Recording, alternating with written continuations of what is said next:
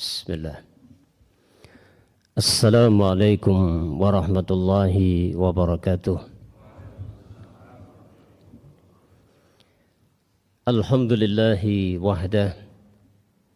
Thumma assalatu wassalamu ala man la nabiyya ba'dah.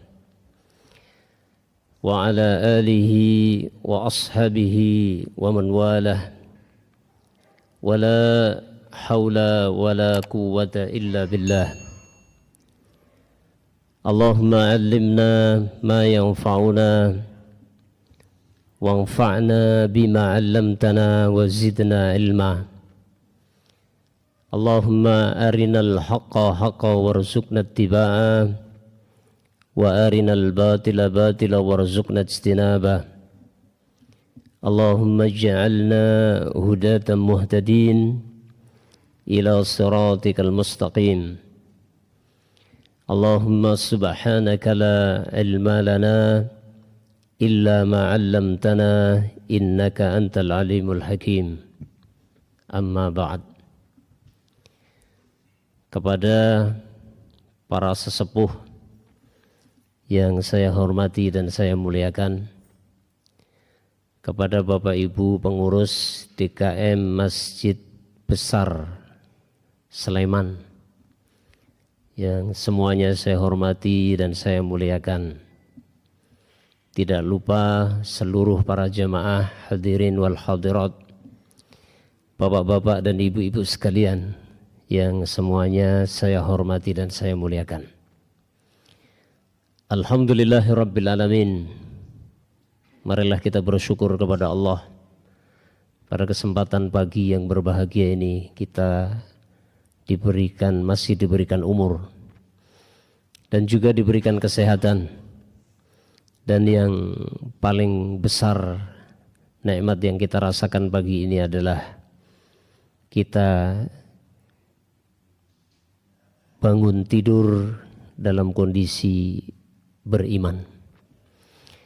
Bangun tidur dalam kondisi kita masih diberikan istiqamah, beriman kepada Allah Subhanahu wa ta'ala, dan itulah yang menjadikan hati kita ringan dan langkah-langkah kaki kita pun ringan untuk melangkah menuju masjid ini dalam rangka memenuhi panggilan Allah yang tadi pagi kita dipanggil oleh Allah dengan panggilan hayya 'alas shalah, hayya 'alas shalah. Kita dipanggil untuk melaksanakan salat. Dan salat subuh adalah tergolong salah satu dari salat yang berat. Akan tetapi ternyata bagi kita tidak berat. Buktinya Bapak Ibu sekalian, kita bisa hadir di masjid ini dalam kondisi bahagia, tidak ada beban. Fa insyaallah kita yang hadir pagi ini melaksanakan salat subuh dengan kebahagiaan, yang itu menandakan bahwasanya kita adalah orang-orang yang beriman. Fa insyaallah dengan ringannya kita melangkahkan kaki menuju salat subuh ini, insyaallah sebagai pertanda bahwa dalam diri kita tidak ada sifat nifak, tidak ada sifat kemunafikan. Amin ya rabbal alamin.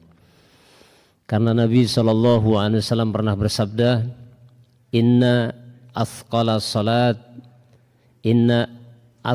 salatil munafiqina salatul isya'i was salatul fajri. Sesungguhnya salat yang paling berat dikerjakan oleh orang-orang munafik itu adalah salat isya dan salat subuh. Ya. Akan tetapi Bapak Ibu sekalian, kita tidak merasa berat kan? Bapak Ibu ada yang merasa berat tadi ke sini? Tidak ada. Alhamdulillah. Mudah-mudahan kita semuanya, terkhusus yang hadir salat subuh pagi ini, benar-benar diri kita dibebaskan oleh Allah dari sifat kemunafikan. Amin ya rabbal alamin. Tidak lupa salawat dan salam semoga senantiasa tercurah kehadirat baginda Rasul, Nabi Agung, Nabi besar, Nabi Muhammad sallallahu alaihi wa ala alihi wasallam. Bapak Ibu yang dirahmati Allah Subhanahu wa taala. Apa tadi judulnya? Menjadi hamba Allah. Pertanyaannya, berapa lama kita menjadi hamba Allah di dunia ini? Saya mau tanya nih, bapak-bapak, ibu-ibu.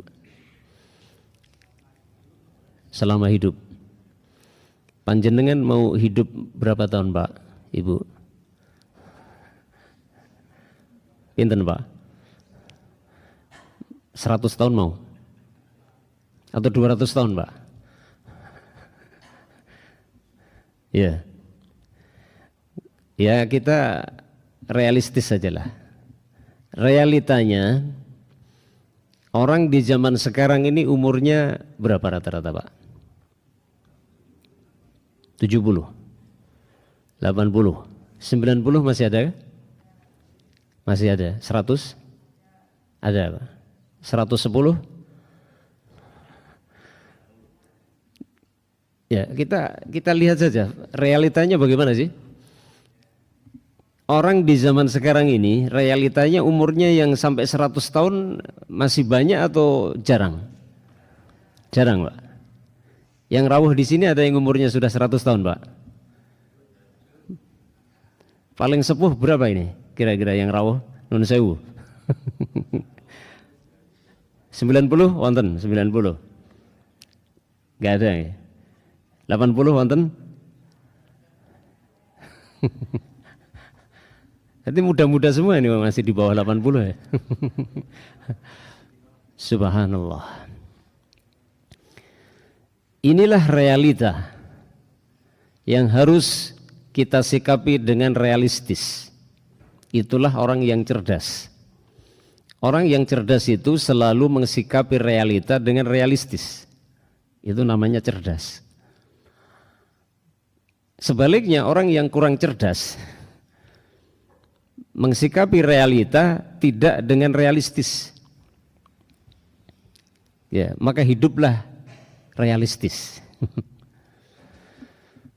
Faktanya manusia itu hidup di dunia ini ternyata singkat. Betul Bapak Ibu? Suka tidak suka, mau tidak mau, faktanya begitu. Sudah sangat jarang sekarang ini orang usianya sampai 100 tahun. Siapapun lah. Kalau di Cina sana kan itu ya, ekstrim ya. Katanya ada upaya bagaimana memperpanjang umur gitu ya. Ya, dengan berbagai macam cara.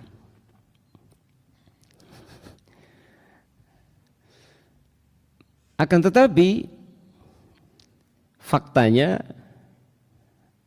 tidak ada di antara umat manusia yang hidup di zaman sekarang ini yang usianya lebih dari 100 tahun. Kalaupun ada 1-2. Faktanya adalah manusia umat Muhammad ini umurnya pendek-pendek. Ya, anggaplah masih ada yang 100 tahun mungkin 1-2 orang. Tapi 100 tahun itu adalah waktu yang sangat-sangat singkat. Kalau kita bandingkan dengan kehidupan akhirat. Ya. Saya mau tanya kepada Bapak Ibu sekarang akhirat, kehidupan akhirat. Dari kata akhirah dalam bahasa Arabnya, akhirat yang artinya hidup yang terakhir, kehidupan yang terakhir. Pertanyaannya, kenapa toh kehidupan akhirat, disebut kehidupan yang terakhir? Ada yang bisa menjawab? Kenapa kehidupan akhirat disebut kehidupan akhirat, kehidupan yang paling akhir? Jawabannya, Masya Allah, karena setelah itu nanti tidak ada mati. Yang ada adalah hidup, hidup dan hidup. Kata mati itu nanti sudah tidak ada. Dalam sebuah riwayat Rasulullah Shallallahu Alaihi Wasallam pernah mengkisahkan bahwa nanti ketika umat manusia setelah dihisab, ini realita yang akan kita hadapi nanti. Setelah umat manusia, setelah hari kiamat, setelah alam semesta ini dihancurkan, kemudian manusia nanti meninggal semua. Setelah itu akan ada namanya hari kebangkitan, manusia dibangkitkan dari kubur semua, hidup kembali. Kemudian digiring di mahsyar, kemudian menghadapi hisab atau pengadilan. Setelah itu nanti ada yang masuk surga, ada yang masuk neraka. Nabi baginda Rasul Muhammad sallallahu alaihi wasallam bercerita, ketika penduduk surga sudah tinggal di surga, penduduk neraka sudah di neraka, nanti namanya mati itu dirubah menjadi seekor kambing. Jadi mati itu dirubah oleh Allah wujudnya menjadi seekor kambing. Lalu kambing itu dipotong. Allah perintahkan agar kambing itu dipotong. Sehingga kambing itu mati. Ya. Maka mati. Setelah itu kemudian penduduk surga dipanggil, ya ahlal jannah, al-hayatu walal maut. Al-hayatu walal maut. Wahai penduduk surga, mulai hari ini yang ada untuk kalian adalah hidup. Tidak ada mati lagi. Lalu dipanggil penduduk neraka, ya ahlan nar, wahai penduduk neraka, al-hayatu walal maut. Mulai hari ini yang ada untuk kalian adalah hidup dan tidak ada mati. Hidup, hidup dan hidup. Tidak ada kematian. Itulah yang mendasari kenapa kehidupan akhirat disebut akhirat. Akhirah. Kata serapan dari bahasa Arab, akhirah. Bahasa Indonesia jadi akhirat. Artinya kehidupan yang terakhir. Tidak ada mati Bapak Ibu. Panjenengan kita semua di dunia ini mau menjadi orang sehebat apapun, ya, tidak bisa melawan namanya mati. Coba lihat orang-orang hebat yang telah hidup di masa lalu. Siapa Pak? Yang banyak dikisahkan di dalam Al-Quran, yang itu tidak ada di zaman sekarang, nggak akan pernah ada orang sehebat itu. Fir'aun. Fir'aun itu dikatakan dalam tafsir,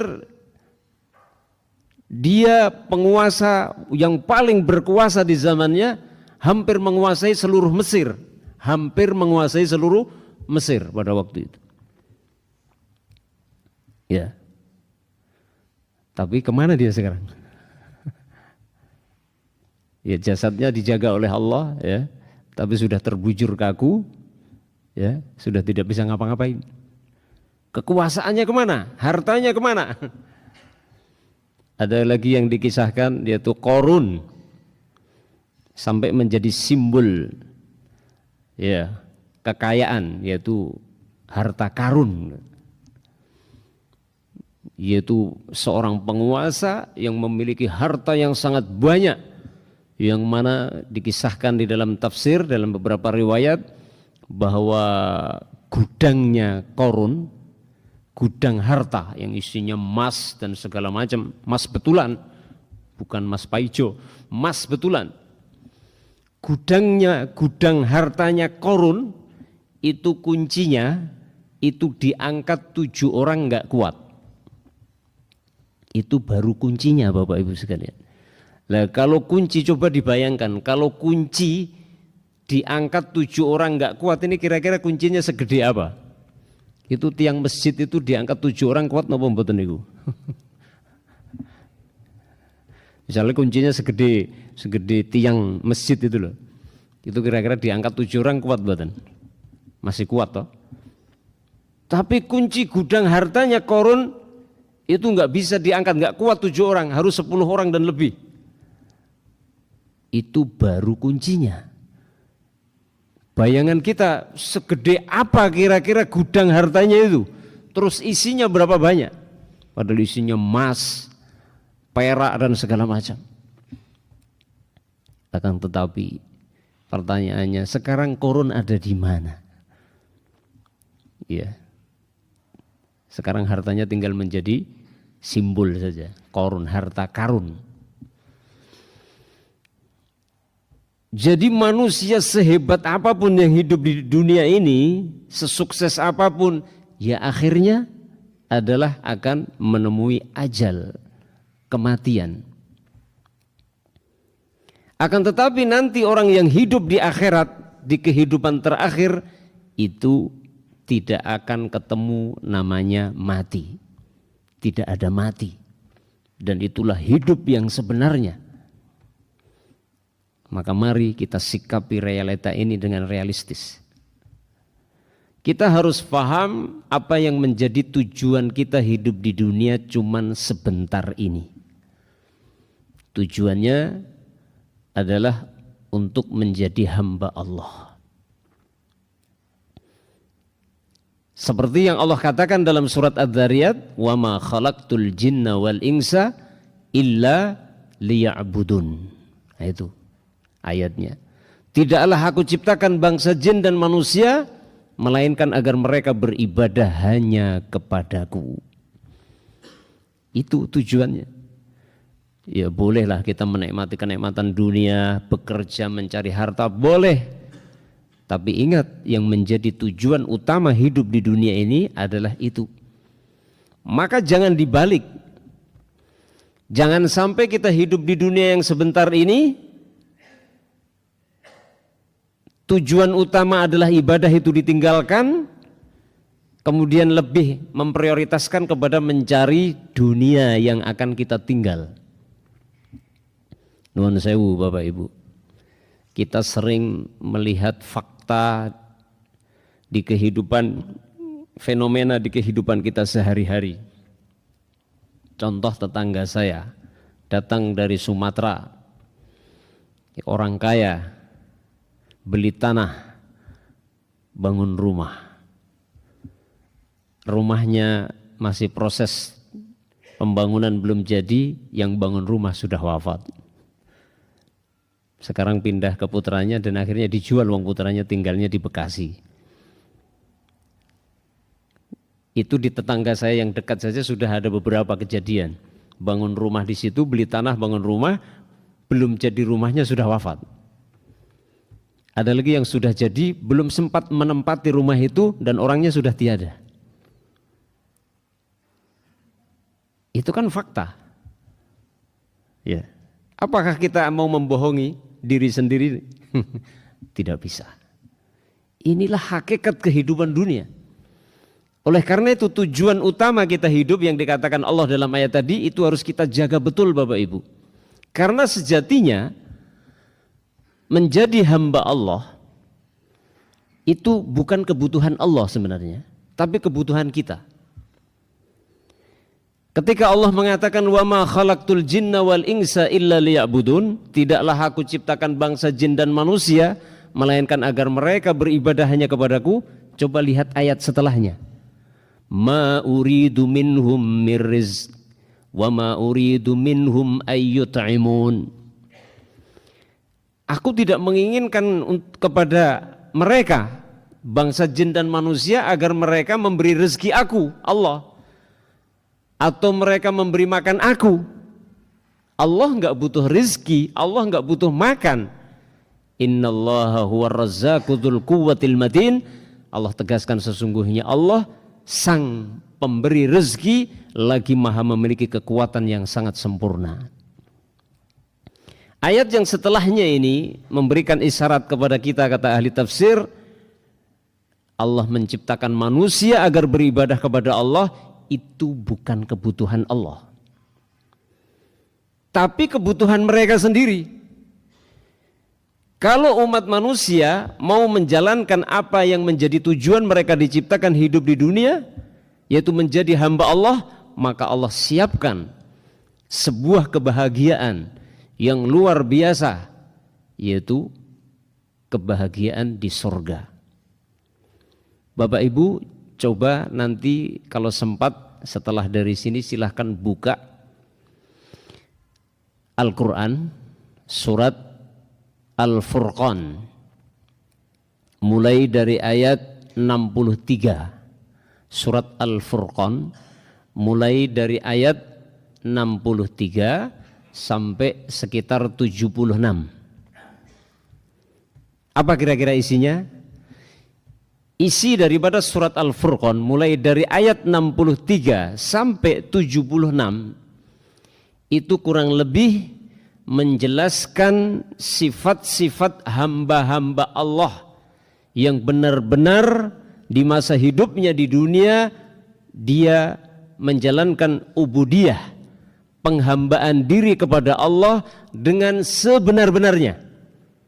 Dia terus istiqomah dan sabar sampai akhir hayatnya. Balasannya ada di dalam ayat yang ke-75 dan 76, yang mana Allah Subhanahu wa taala mengatakan ulaika yujzaunal ghurfata bima sabaru wa yulqauna fiha tahiyatan wa salama khalidina fiha hasunat mustaqarran wa muqama. Itu balasannya. Kalau saya bahas mulai dari ayat 63 sampai 76 saya kira ya butuh waktu sampai jam 8. Tapi Bapak Ibu insya Allah akan pulang nanti ya setelah sholat syuruk gitu ya. Jadi langsung saya simpulkan saja. Silahkan nanti kundur dari sini, silahkan dibuka ya. Monggo. Surat Al-Furqan ayat 63 sampai 76. Dari ayat 63 sampai ayat 74 di situ Allah menjelaskan kriteria sifat-sifat hamba-hamba Allah sejati. Jadi mulai dari ayat wa ibadur rahmanul ladzina yamshuna 'alal ardi hauna dan seterusnya. Ketika seorang insan itu benar-benar sudah berupaya semaksimal mungkin menghambakan diri kepada Allah dengan melaksanakan perintah-perintah Allah seperti sholat 5 waktu dan berbagai perintah-perintah yang lain, kemudian juga meninggalkan larangan-larangannya ya, dengan niat ikhlas karena Allah, dengan niat ingin mendapatkan ridha Allah, ingin menghambakan dirinya kepada Allah Subhanahu wa taala, terus dikerjakan sampai akhir hayatnya, sabar menjaganya, maka balasannya dalam ayat yang ke-75 ulaika yujzaunal ghurfata bima sabaru. Mereka itu hamba-hamba Allah yang seperti itu, yang telah menghambakan dirinya kepada Allah, mereka akan dibalas dengan dimasukkan, dengan disiapkan kamar-kamar di surga.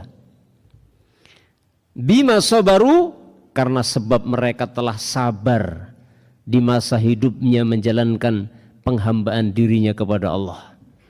Wa yulqauna fiha tahiyyatan wa salama, dan nanti mereka akan disambut untuk masuk ke dalam surga dengan ucapan selamat dan dengan penghormatan. Lalu apa Allah katakan? Khalidina fiha, mereka kekal di dalamnya, hasunat mustaqarra wa muqama, dan surga adalah merupakan tempat tinggal, tempat menetap yang terbaik. Subhanallah. Tadi hitung-hitungan masalah umur dari Bapak Ibu sekalian. Hitung-hitungan masalah umur. Umur kita kira-kira sampai 100 enggak ya? Ya. Enggak tahu ya. Yang jelas di zaman sekarang sampai 100 itu sudah langka. Enggak tahu kita. Sementara nanti di akhirat kekal. Bukan 100 tahun lagi, bukan 1000 tahun lagi, bukan 1 juta tahun, bahkan kekal, tidak ada batas. Makanya itu disebut kehidupan akhirat, kehidupan akhir, hidup terus. Coba hitung-hitungan tadi, hitung-hitungan umur tadi.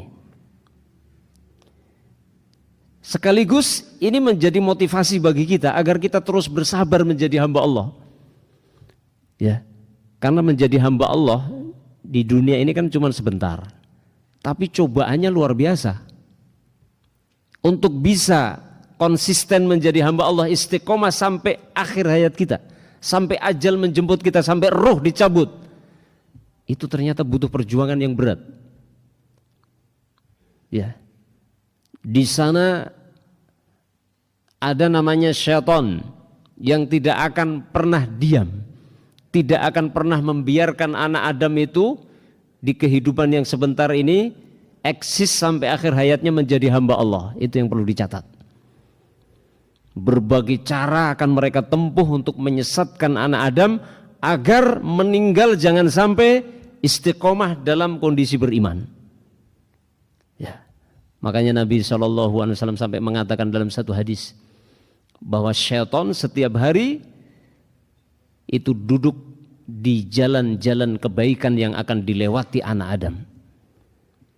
Mereka duduk di semua jalan menuju kebaikan, itu semuanya dipasang setan di sana untuk apa? Menghalang-halangi anak Adam jangan sampai lolos melewati jalan kebaikan itu, dibelokkan ke jalan-jalan kesesatan dan penyimpangan. Ya. Sehingga kita harus bersabar Bapak Ibu sekalian. Ya, menghadapi berbagai cobaan itu harus sabar. Kalau kita nggak sabar, setan akan sukses menyesatkan. Na'udzubillah. Makanya Allah katakan apa tadi? Bima sabaru, ya kan? Itu mengisyaratkan kita harus benar-benar sabar.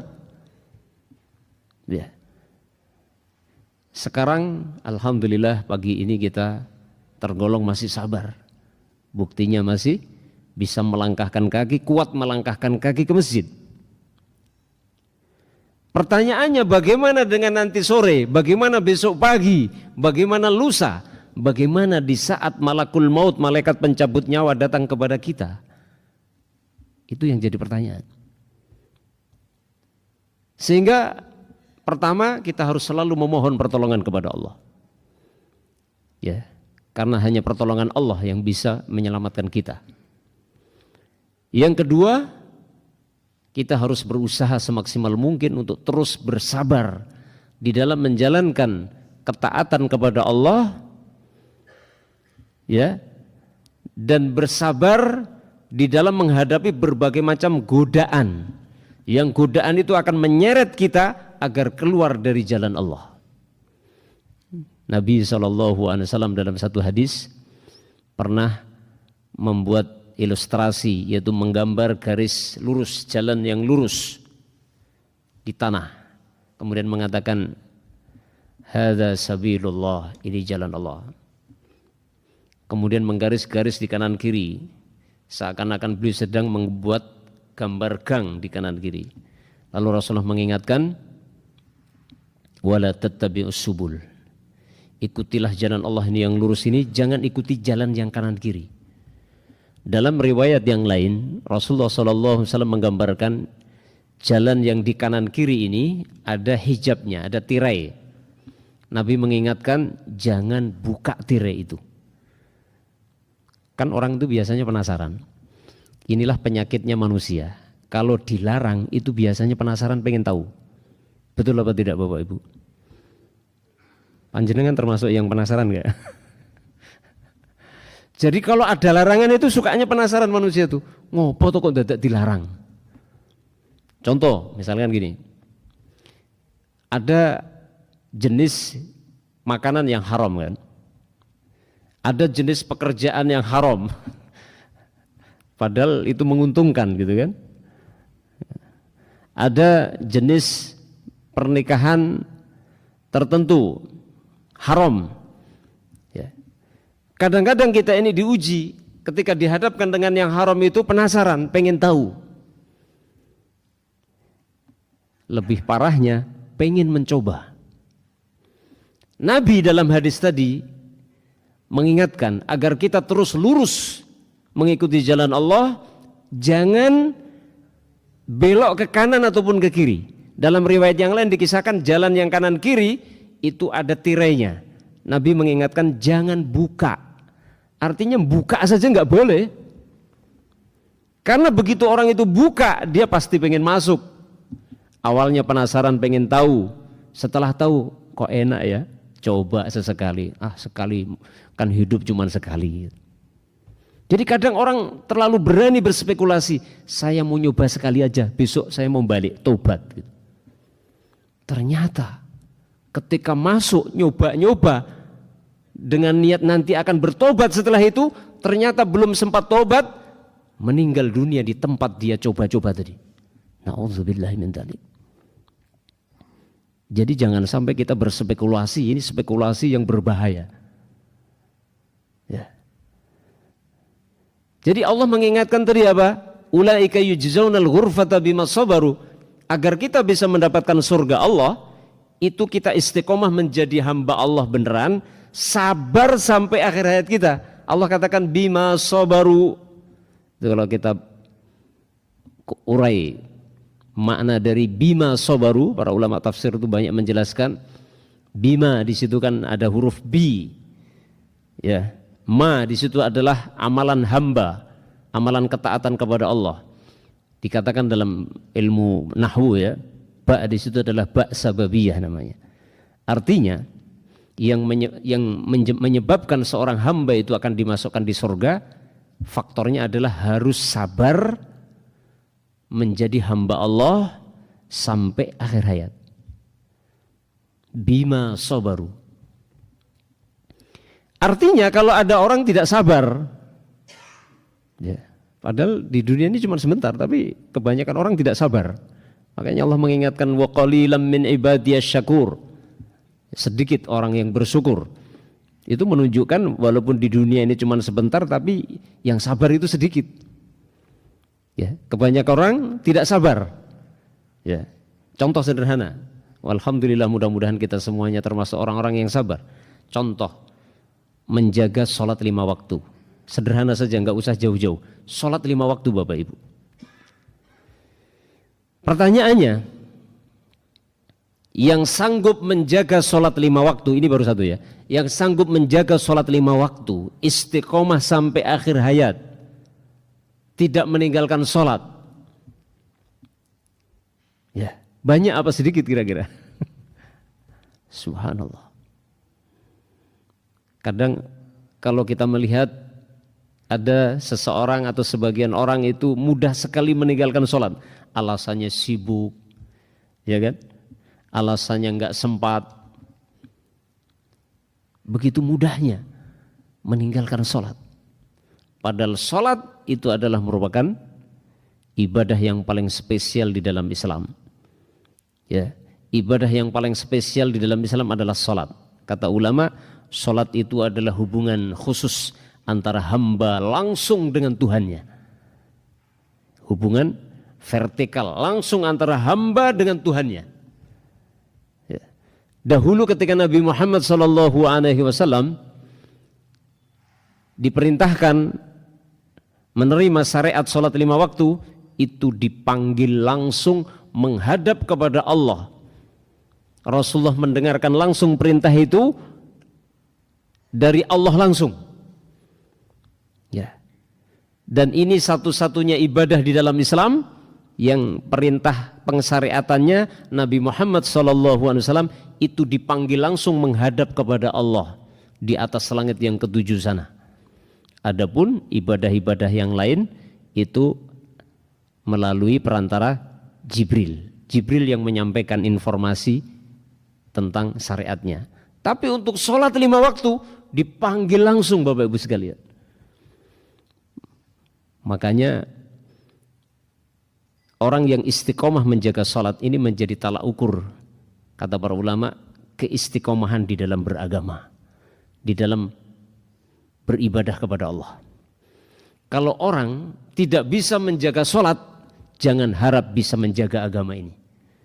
Makanya Nabi SAW menyebutkan dalam satu hadis bahwa sholat itu adalah merupakan apa?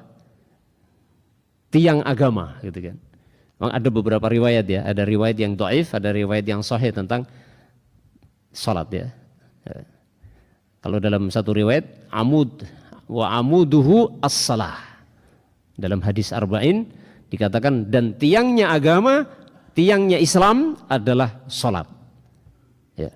Maka salat dijadikan sebagai tolak ukur.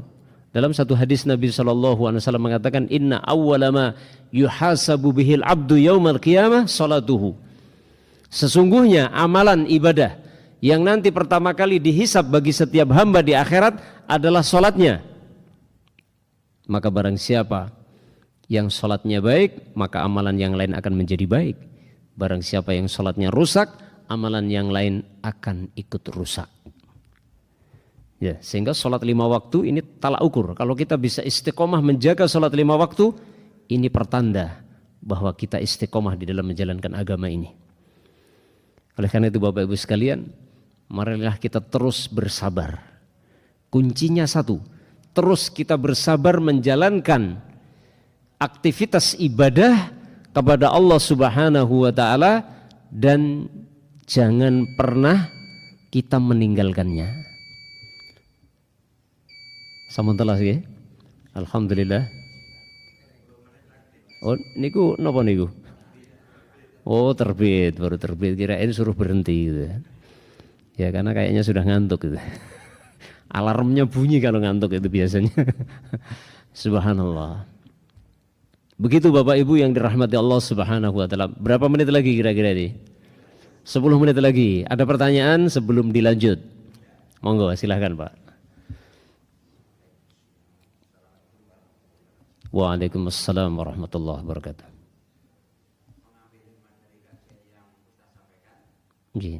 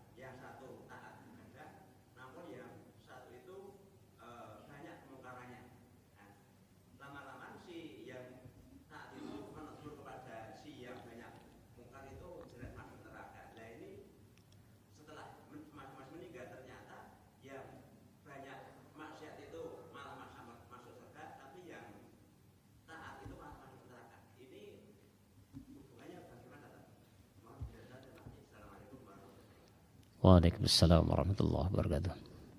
Jadi 2 pertanyaan ya. Pertanyaan yang pertama tentang mengsolati orang kafir, orang musyrik. Kita tidak boleh mendoakan orang kafir atau orang musyrik yang meninggal dalam kondisi kafir atau musyrik. Dasarnya adalah dalam surat At-Taubah, Nabi Muhammad SAW pernah ditegur ketika beliau akan mendoakan pamannya Abu Thalib yang meninggal dalam kondisi menolak mengucapkan kalimat La ilaha illallah. Jadi suatu ketika Abu Thalib itu menghadapi sakaratul maut, maka Rasulullah SAW datang lalu mentalkin, mengatakan qul ya ammi la ilaha illallah kalimatun uhaju laka biha indallah. Wahai paman, ucapkanlah la ilaha illallah, satu kalimat yang akan menjadi hujah menyelamatkan Anda di hadapan Allah. Lalu Abu Thalib membuka mulutnya mau mengucapkan la ilaha illallah, tapi baru buka mulut di sampingnya ada Abu